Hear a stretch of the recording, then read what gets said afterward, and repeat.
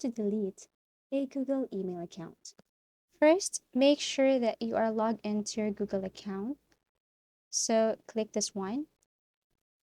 Now go to your Google account and kindly find the data and privacy section.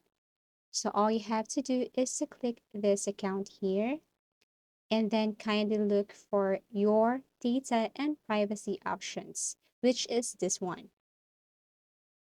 Now, after clicking this one, it will take you directly to this area. So what you're going to do here is to scroll down and kindly look for delete your Google account, which can be found in this area, this one.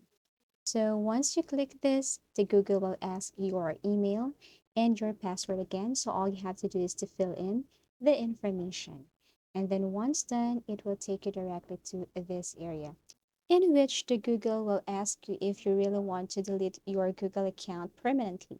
So all you have to do is to check these two boxes here. And then once done, you can just delete your account.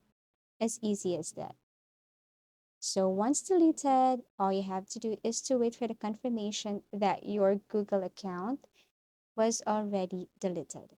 So that's it, and you can go back to your email or create a new one if you wanted to. Thank you for watching and see you in our next video.